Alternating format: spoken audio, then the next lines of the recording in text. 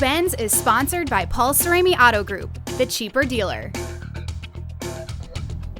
Finally, some peace and quiet.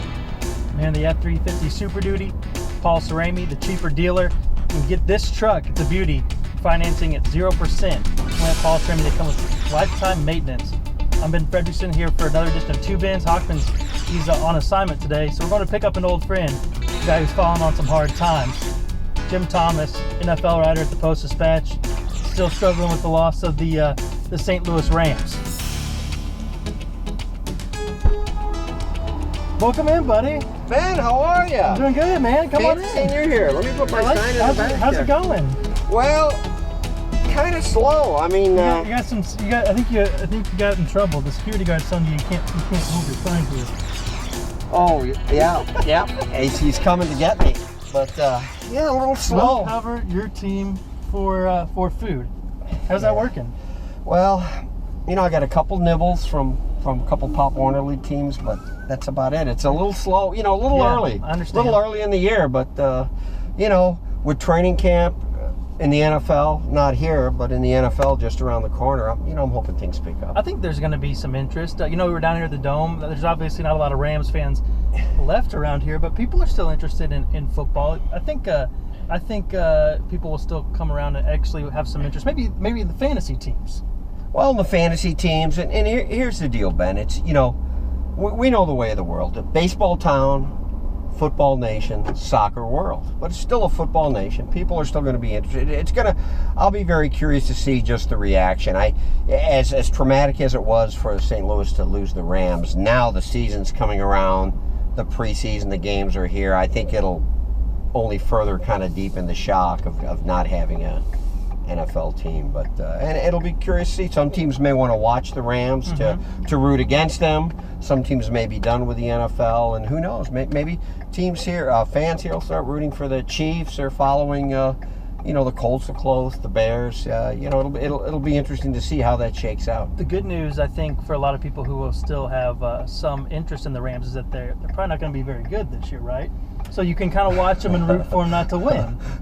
Even my wife, when I told her Chris Long had signed with New England and that the Rams were playing at New England this year, she's became a diehard Rams fan over the years. She said, "Well, there's one Sunday this year I'll root for the Patriots."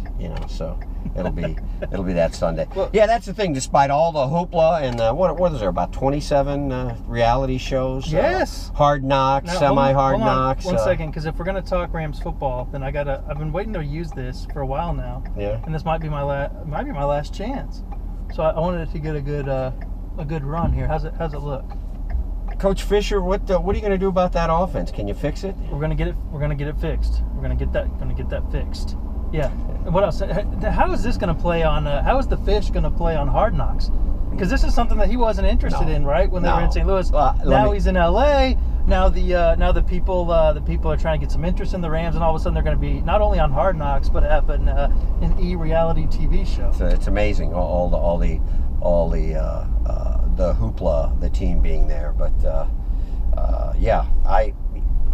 sooner or later the team will have to start playing games, and they'll have to start winning. And I really thought that if they didn't win last year, that he'd be gone. I mean, it would be 4 losing seasons in a row, and so here he is back. So I don't know. I don't know what'll happen, but yeah, Fisher. Even going back to times he was with Tennessee, Ben, he detested Hard Knocks. He doesn't like, especially as a player himself, he doesn't like the cameras into that kind of inner sanctum, so to speak, the coaches' meetings and all that. So I kind of think when this came down, this was something that came above his head. I can remember the day we were out there and we walked through to go see a practice, and there were like samurai swords in the practice room. Right. And I said, we were doing the coach's interview, and I was interested. I was curious. I was being a reporter. Yeah. I said, Coach Fisher, what's up with those samurai swords? And he would have thought I asked him about, I looked into his underwear drawer or something. He acted like I had discovered like their secret game plan. And so when I saw they were doing Hard Knocks, I thought, well, that's going to be interesting. Another thing that's caught my attention since the Rams have been out in LA is like suddenly Stan Kroenke, he's everywhere. You can't shut the guy up. He's doing interviews. He apparently predicted the rise of Kurt Warner. Well, that was a little bit after he cured polio, but it was right around that around that time. Yeah, you got to have that look. But yeah, you can't shut him up there, and you wish he would have addressed. No matter how you think about what he did, that he would have been classy enough to just address the fans, to answer some questions.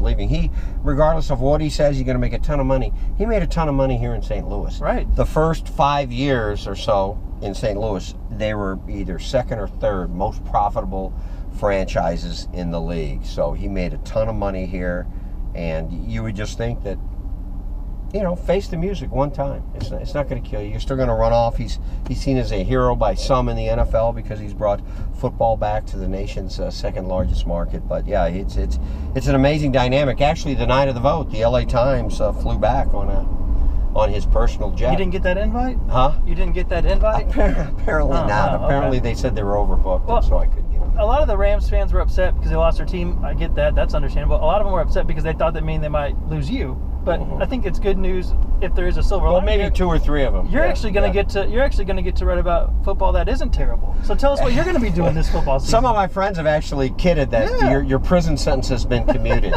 Listen, everybody enjoys a train wreck, right? Yeah. But seeing a train wreck year after year after year, that gets old. So it'll be different, and so we'll be going out to the first weekend of Rams camp. We're still going to do some Rams stuff. Certainly nothing approaching what we did when they were here. We'll do the Rams home opener, but we're going to cover some Chiefs games. We're going to cover some Bears games, Colts games, maybe get down and see the Titans. We'll be limited a little bit geographically, but it'll be kind of nice to cover different things and see, different aspects of the league. And we'll be up at Canton for the Hall of Fame. We'll certainly be at the Legends of the Dome game. That'll Absolutely. be good to see Isaac Bruce and all those people one last time in the building.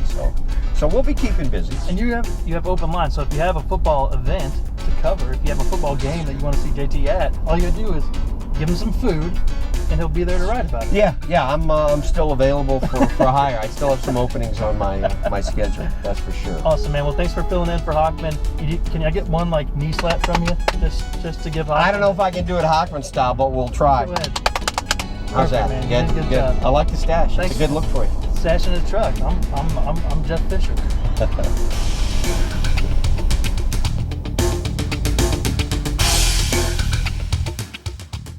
Paul Cerami Auto Group, the cheaper dealer. Now exclusively offering lifetime maintenance with every new and pre-owned purchase.